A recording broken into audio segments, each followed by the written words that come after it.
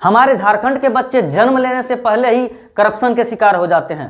जी हाँ, बिल्कुल सही बात है, क्योंकि झरिया के खदानों में सैकड़ों वर्षों से लगी आग के कारण वहां का वातावरण प्रदूषित हो चुकी है और वहां के सभी लोगों को गंभीर बीमारियों से जूझना पड़ता है। यहाँ तक कि जो बच्चे गर्भ से पैदा भी नहीं हुए उन्हें भी कई सारी बीमारियां हो जाती है। नमस्कार, मैं परशुराम और आप देख रहे हैं सच्चाई दर्पण।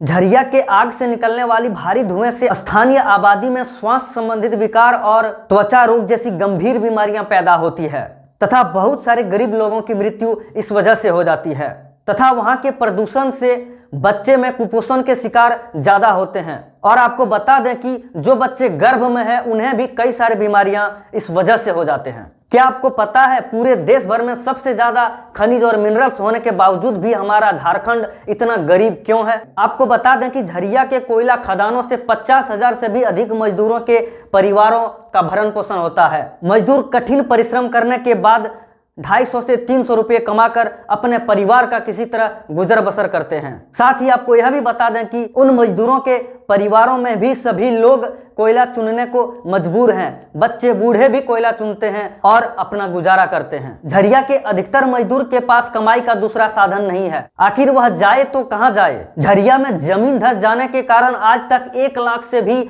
अधिक मजदूरों की मृत्यु हो चुकी है और सरकार द्वारा अभी तक कोई ठोस कदम नहीं उठाया गया है। आपको बता दें कि 11 अगस्त 2009 को केंद्र की मंजूरी के बाद एक मास्टर प्लान लागू किया गया था, जिसके मुताबिक 12 सालों में यानी अगस्त 2021 तक भूमिगत खदानों में लगी आग को नियंत्रित करने के साथ साथ वहां के लोगों के लिए आवास बनाकर दूसरी जगह स्थानांतरित किया जाना था। लेकिन अब तक ये दोनों लक्ष्य पूरे नहीं हो पाए हैं। आपको बता दें कि अभी तक सिर्फ 2500 लोगों को ही वहां से दूसरे जगह शिफ्ट करने में सरकार सक्षम हो पाई है। 2019 में कराए गए एक सर्वे के अनुसार भूधसान प्रभावित क्षेत्र में रह रहे परिवारों की संख्या बढ़कर 1,04,000 हो गई है, जहां 4 लाख से 7 लाख लोग रहते हैं, जो अब तक और भी बढ़ गया होगा। लेकिन इन लोगों के लिए सरकार के पास जरा भी टाइम नहीं है और ना ही सरकार इन लोगों के लिए कोई काम कर रही है और ना ही सरकार इन लोगों पर ध्यान दे रही है।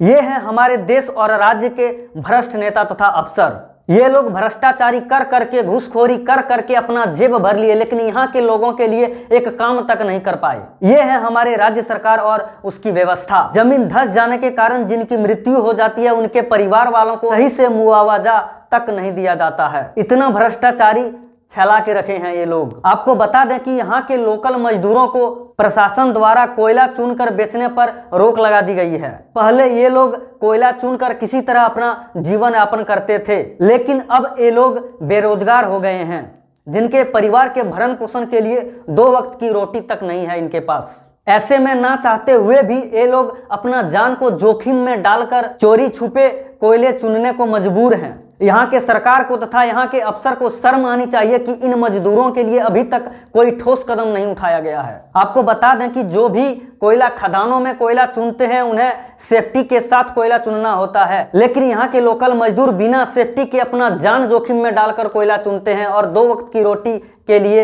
ये लोग अपने परिवार के लिए काम करते हैं। ना चाहते हुए भी परिवार के सभी सदस्यों को ये काम करना पड़ता है। बच्चे बूढ़े सबको जाकर कोयला चुनना होता है, तब जाके उन्हें अपना पेट भरने का अन्न मिलता है।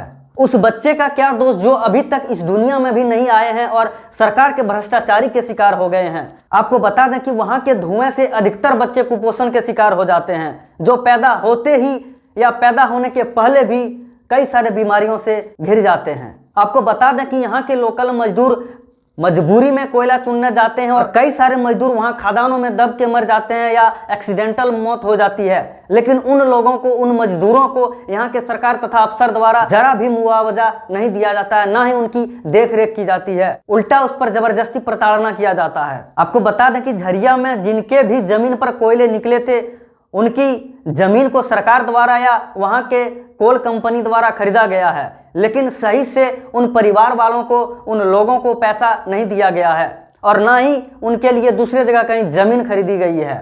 यह पैसा पूरा का पूरा भ्रष्टाचारी में फैल गया है और सब पैसा घोटाले हो गए हैं। जिनके जमीन के अंदर कोयला निकलता है वह जमीन सरकार द्वारा ले ली जाती है, लेकिन उस जमीन के बदले उस व्यक्ति को पैसा दिया जाना चाहिए, लेकिन वह पैसा बहुत सारे चरणों से गुजरकर उस व्यक्ति तक पहुंचता है, जिसमें से थोड़ी बहुत ही पैसा उस व्यक्ति को मिल पाता है। बाकी सभी पैसा वहां के अफसर तथा सरकार तथा नेता द्वारा घोटाले कर लिए जाते हैं तथा इन अफसर तथा नेताओं को जरा भी शर्म नहीं आती है इन गरीबों के पैसे को खाने में। कोई मजदूर लाचारी में मरने के कगार पर है, लेकिन ये लोग घोटाले करेंगे, ये लोग उनके पैसे खाएंगे। और यह बात मैं ऐसे ही नहीं बोल रहा हूं।